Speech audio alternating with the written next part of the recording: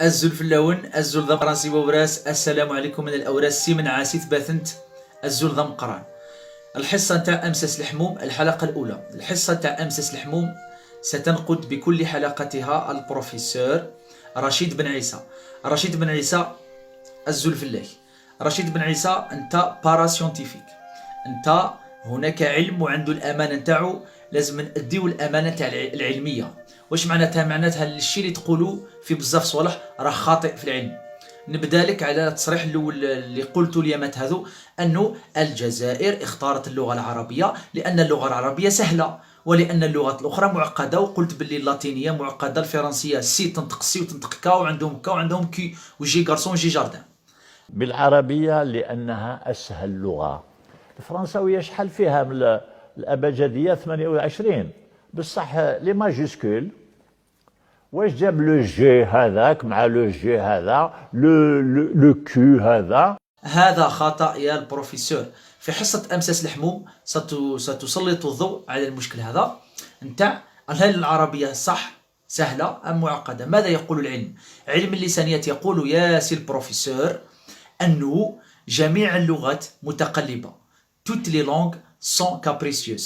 اوك ثمسلايين تمضراننت. all languages are capricious. واش معناتها؟ معناتها ما كانش لغة ما عندهاش قاعدة، والقاعدة هذيك ما تكونش عندها استثنائيات. سي سا واش معناتو لي لونغ كابريسيوس تمضراننت. في العربية مثلا الجمع نتاع امرأة نسوة ولا نساء. في الأمازيغية مثلا الجمع نتاع أمجر إميران، فان يفوقن، تتبدل. شاكال ماشي شاكو، شاكال نزيدولو اس. إذن هنا تعرف باللي توت لي لونغ سون كابريسيوس. واللغة العربية مثل جميع اللغات لها تعقيداتها، ماشي هي أعقد ولا لا. كل لغة معقدة. اللغة العربية بالنسبة للطفل الصغير معقدة. نبداو على الكتيبة في اللغة العربية. حرف العين يتكتب على الأول بحاجة، وكي يوصل للنص يولي حاجة، وفي الآخر يولي حاجة أخرى. الياء في النص حاجة، في البداية حاجة، وفي النهاية حاجة. إذا تقدر في لاغرافي في الكتابة تقدر تضرب الحروف العربية في 3 ولا في 2. إذا كيما السين كيما الشين في البداية وفي النهاية. هذا تعقيد بالنسبة للطفل الصغير. نروح أبعد من ذلك. ماذا عن التنوين؟ لو كان يكتب لك معلم بزوج ضمات تقراه معلم، لكن معلمون هنا سيتان لون فول. معلمون ومعلمون، بصح عند الطفل الصغير لو كان تقول له كتب لي معلمون راح يكتب لك الميم والنون. التنوين هو مشكل عند الطفل الصغير. نروح أبعد من ذلك. الهمزة فوق النابرة وفوق الألف وفوق الواو وفوق الهواء الطلق وفوق الياء كيما الشيء، وفوق الألف المقصورة. الهمزة مشكل.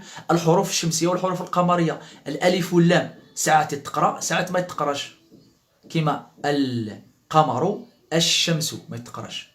هذا للطفل الصغير ستان بروبليم. هيا نزيد لك تاع الضاد يشيل والضاد ما يشيلش، ظفر وضفدع. انا لدرك ما عنديش القاعده، انا حفظتهم. اذا هل يستطيع الطفل الصغير ان يميز بين الضاد والضاد؟ مستحيل. وما بالك ما بين الضاد والذال. ماذا عن الالف اللي تكتب في الاخر وما يتقراش؟ حنا كنا نكتبوا لي دوموند في الجزائر كي نكتبوا ارجو نزيدوا له الالف، صح؟ هذه حقيقه.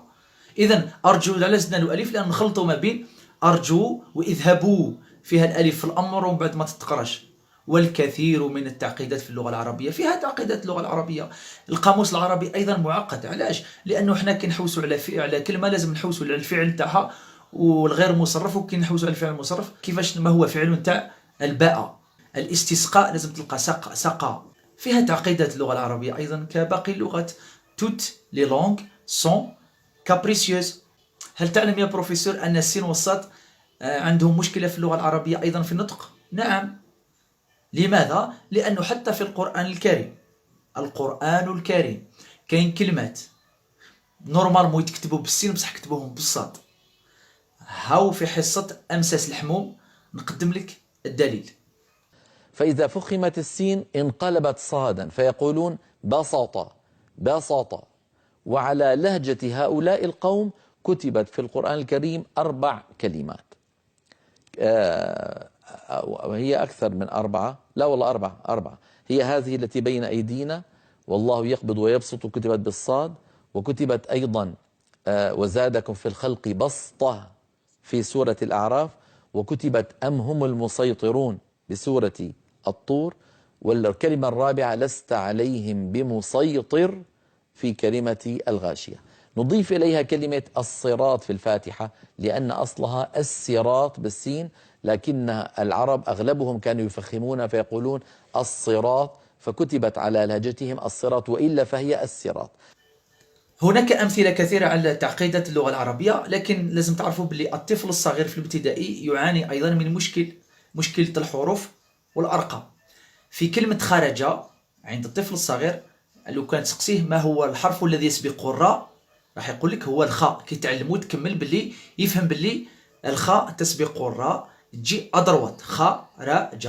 لكن في الأعداد مثلا 135 تقول له ما هو الرقم الذي يسبق 3 يجي أغوش. سقسيو الأساتذة تاع التعليم الابتدائي.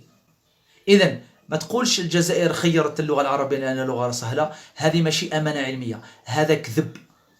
الحقيقة لماذا خيرت الجزائر اللغة العربية؟ لأنه شي باين، لأنه الأنظمة والحكام والسياسة المنتهجة قالت أنه الجزائر بلد إسلامي المتعبدين فيه كثير المسلمين والإسلام باللغة العربية، إذن لازم علينا نقرأ اللغة العربية. هذه هي الحقيقة، هذه الحقيقة. باش ما نخبي عليك ما نخبي عليا ما نديروا حرب ما والو، هذه الحقيقة. وكان بزاف أرضوا باللغة العربية لأنها لغة القرآن، هذه الحقيقة. باش ما نخلطوش نقولوا هذيك سهلة وتجيب من هي والدور. في حصة أمساس الحموم ما الدور ما والو، أمساس الحموم، هذه هي الحقيقة. ثنمير تم قرنت أني ثلاثيل اللي يعني لي الزول ولا النزول أمساس الحموم الحلقة الأولى. جميع اللغات متقلبة. Toutes les langues sont capricieuses. أوك ثمسلايين تمضراننت. All languages are capricious.